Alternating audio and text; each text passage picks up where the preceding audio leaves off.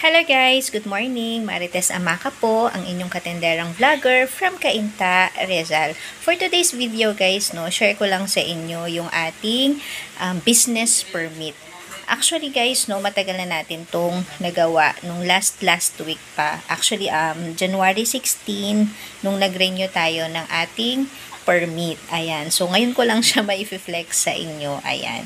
So, actually, yung renewal ng permit dito sa Cainta is from January 2 to January 20.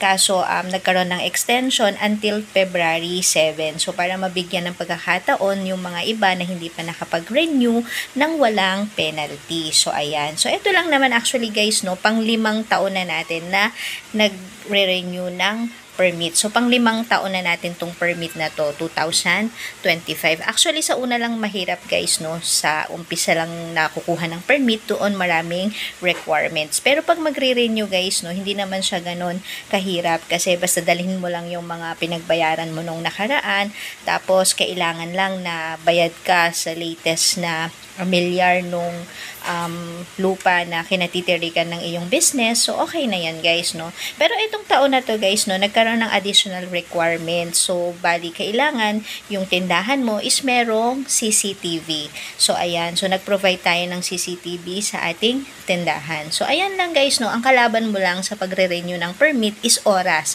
Plus, yung number 1 is yung pambayad. Actually guys, itong taon na to, napapansin ko rin naman or sa lahat naman siguro na sa umpisa medyo mababa, tas para siyang hagdan na pataas ng pataas kasi nung unang nagkuha tayo ng permit, ang binayaran lang natin is nasa around 5,000.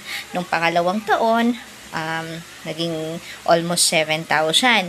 Nung pangatlong taon, 9,000. Tapos nung pang-apat na taon is 11,000. Tapos ngayong taon na to guys, ang total na binayaran natin is nasa 12,000. Ayan. So, ang ibibigay lang nila sa'yo, aside dun sa sticker, kasi yung plaka naman guys, sa unang taon nila yan ibibigay sa'yo, tapos papalitan mo lang yung sticker niyan. So, ito, 2025 siya guys, Ayan. So, etong business permit, plus yung ating barangay clearance, ayan, yung sanitary permit to operate, ayan. Tapos, itong Municipal Environment Clearance, Veterinary Inspection Certificate, tsaka yung ating mga resibo, plus yung sa fire. So, meron din tayong binayaran sa fire. Ayan, kaya nag-total siya ng 12,000. Kasi dito sa ating permit is nasa 11,000 lang siya. Pero kung susumahin mo lahat, pati yung pagpapanotaryo is nasa 12,000 siya. Ayan. Actually guys, kung iisipin mo, sobrang bigat, sobrang laki, parang ang hirap ipunin. Kung babayaran mo siya ng isang bagsakan, malaking kabawasan siya dun sa ating puhunan. So, pero ang ginagawa natin guys, so kung kaya nating makapag-set aside ng kahit konting halaga dun sa ating daily na benta, at least kahit papano, pagdating ng renewal, hindi na tayo masyadong mahihirapan. So, ayan. So, bali, eto guys, kakabit na natin siya doon sa ating plaka doon sa may tindahan. Ayan. So sana guys, lahat nakapag-renew na. Tapos, doon din sa mga nagtatanong guys, kung maliit lang daw ba yung tindahan niya, need pa ba daw kumuha ng permit? Nasa sa inyo yan guys, choice nyo yan.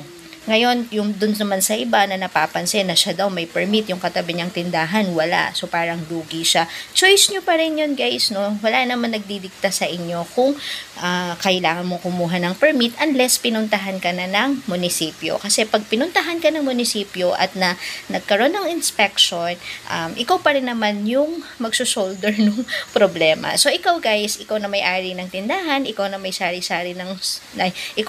ng sari-sari store, ikaw yung decide kung kailangan mong kumuha ng permit or hindi. Ayan. So, talagang mabigat siya guys, Malaking kabawasan talaga siya sa ating puhunan. Pero ito ay isang obligasyon na kailangan nating gampanan. So, bilang sari-sari store owner, ayan, at bilang kumikita rin naman tayo sa ating tindahan, so, dapat lang na magbayad tayo ng permit sa ating tindahan. So, yun lang yung share ko sa inyo guys, Thank you for watching. God bless everyone. Happy selling!